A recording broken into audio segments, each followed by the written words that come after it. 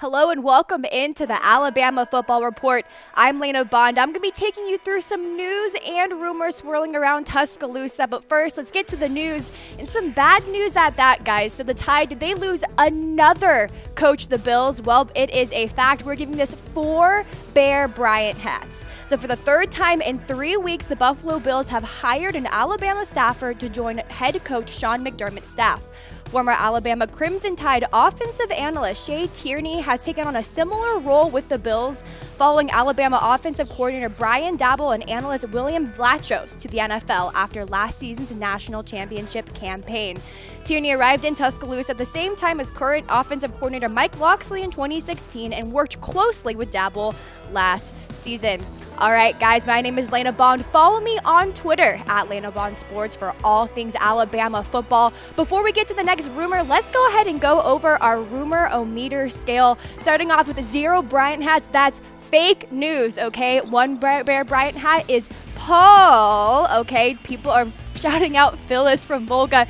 2 Bryant hats, people are talking, okay? 3 Bryant hats, more probable than not, and 4 Bryant hats means roll Tide. All right, let's get on to our next bit of news for you guys, and still bad news. Hate to be the bearer of bad news.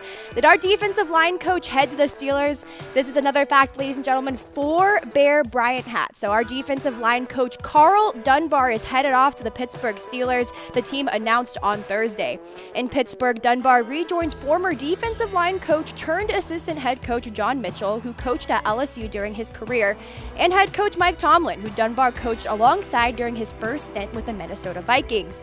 Dunbar said, "It's awesome to be back. This team drafted me out of college just to be back with the nostalgia of Pittsburgh, the mystic of Pittsburgh, the workman's mentality. Hopefully I can bring all of that to the team."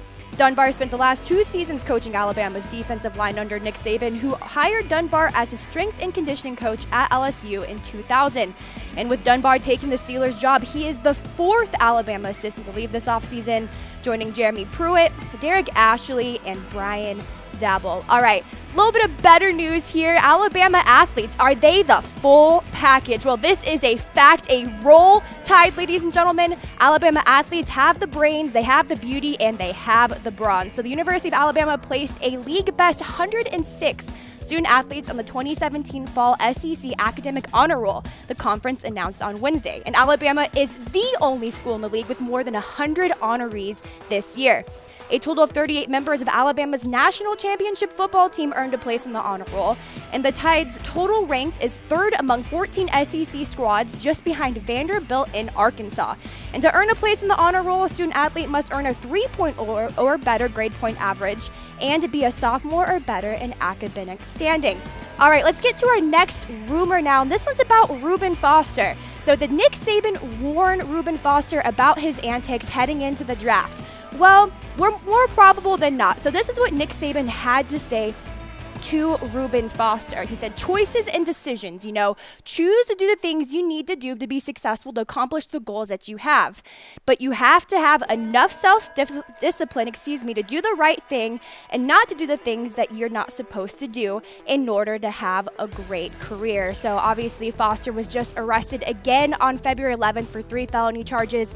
It's the 2nd arrest he's had in the month. So hopefully the Alabama linebacker who had such a great career in college will be able to listen to his former coach's warnings. All right, let's get on to the next one. New facilities for Alabama. Well, this is a fact, ladies and gentlemen. Roll Tide, we're giving it 4 Bear Bryant hats. So to ensure its standing among the nation's best facilities, something that Alabama hasn't come close to losing its grip on, a new recruiting lounge is being considered by the Alabama Board of Trustees, including, according to the Tuscaloosa News, the board's physical property committee already approved the proposal, which includes plans for a new aquatic center and renovations to the film room.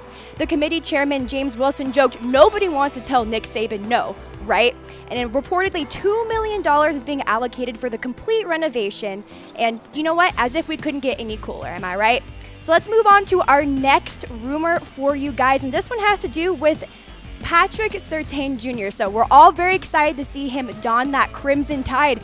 And is he going to start as a true freshman? Well, people are talking, more specifically, Patrick is talking about it. So, like I said, Alabama hit a home run in terms of defensive back recruiting on Wednesday morning as the nation's #1 cornerback in Patrick Surtain Jr. chose the Crimson Tide over longtime favorites Miami and LSU.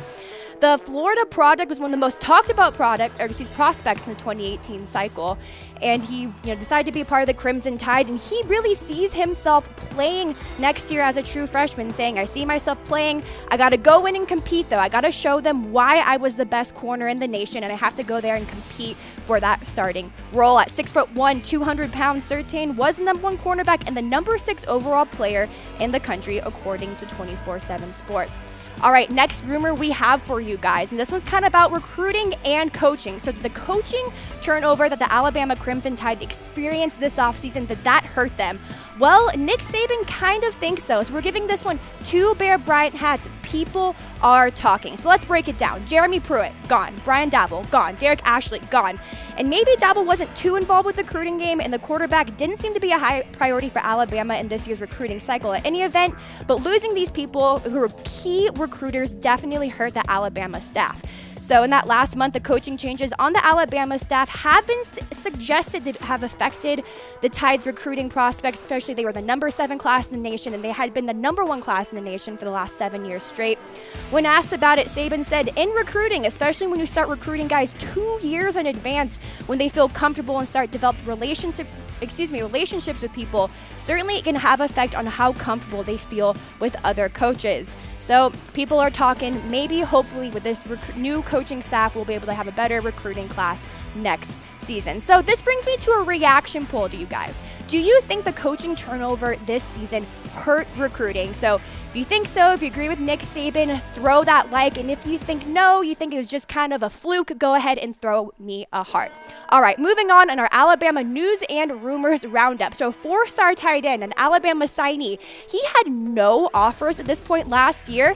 Well, that is a fact. We're giving this one a roll tide, ladies and gentlemen, and I'm talking about Michael Parker. So the 6'6", 236-pound 4-star tight end from Westminster Christian had no offers at this time last year, but he didn't get frustrated. He stayed focused on working hard, and before signing with Alabama on National Signing Day, he ended up having 17 other scholarship offers from schools from Auburn, Arkansas, UCF, just to name a few. So this kid is a hard worker. When asked about it, he said, a year ago I didn't have any offers, and in fact, I even have anyone showing any interest in me.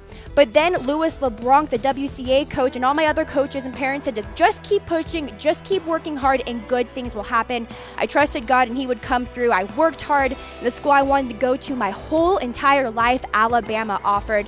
Parker follows in the footsteps of his brother Jacob and John, both of whom caught on with the Alabama Crimson Tide in recent years. Parker expects to play tight end for Alabama, but knows he will probably earn his stripes on special teams to begin with.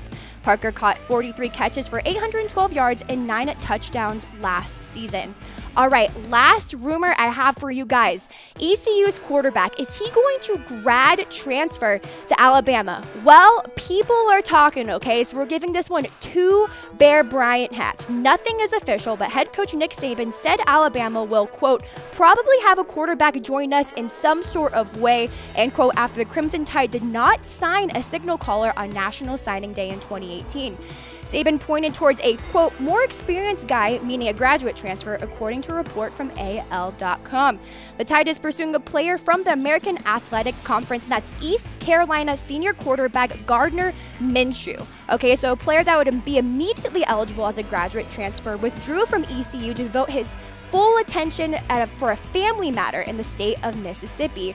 So he established himself as quite a great quarterback at ECU and broke some single-game records, including a performance at Houston on November 4th, where he had 463 yards and went 52 of 68.